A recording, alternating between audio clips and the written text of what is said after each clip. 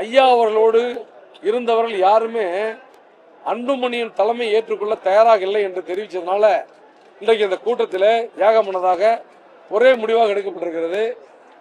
இனிமேலும் திரு அன்புமணி அவர்களை தலைவராக ஏற்பதில்லை, வன்னிய மக்களும் அவரை புறக்கணிக்க வேண்டும். என்னன்னா, வன்னியர்களை வைத்து பிழைப்பு நடத்தி கொண்டிருக்கிற அன்புமணி அவர்களை இனி தமிழக மக்கள் புறக்கணிக்க வேண்டும், புறக்கணிப்பார்கள் என்பதை வேண்டுகோளாக வைக்கிறோம்.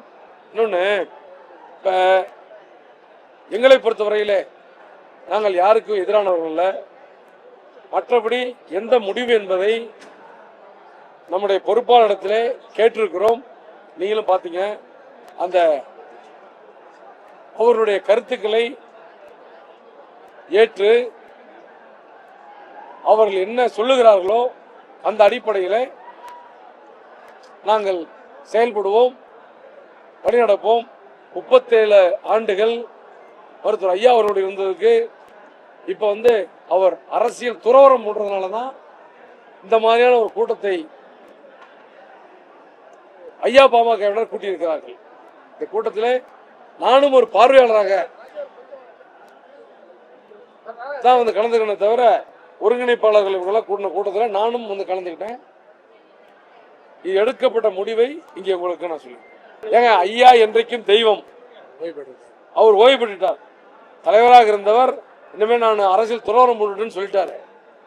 அதனால அடுத்து யார் தலைவர்னா அன்புமணி தலைவரை ஏற்றுக்கொள்ள கூடாது என்று இங்கே ஐயா பாமகவினர் ஒட்டுமொத்தமாக சொன்னதுனால அந்த முடிவை நாங்கள் ஏற்றுக்கொண்டிருக்கோம். எங்கேயாச்சும் பாமக கொடி இருக்கா பாருங்க. எங்க கார்ல கட்சிக்காரங்க வரும்போது நான் என்ன பண்ண முடியும்? ஒரு காரணம் காட்டே இருக்கேன். நாங்கள் நடத்திய கூட்டத்திலே ஐயா அவர்கள் படத்தை பயன்படுத்தல. என்ன காரணம்? இப்ப எப்படின்னா, மறைந்த தலைவர்கள் படத்தை யார் வேணும் பயன்படுத்தலாம்.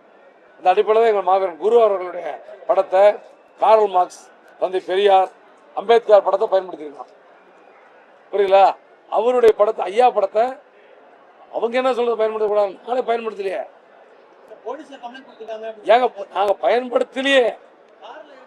எங்க கார்ல இருக்குது, அது அவங்க கார்ல வராங்க.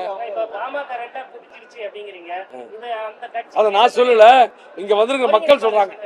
அவங்க சொல்றாங்க. அதாங்க, அது அவருடைய கருத்து. வருகின்றவர்களும் அதிகப்படியான மக்களுடைய கருத்து.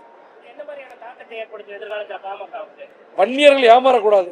அன்புமணியை கண்டு வன்னியர்கள் ஏமாறக்கூடாது.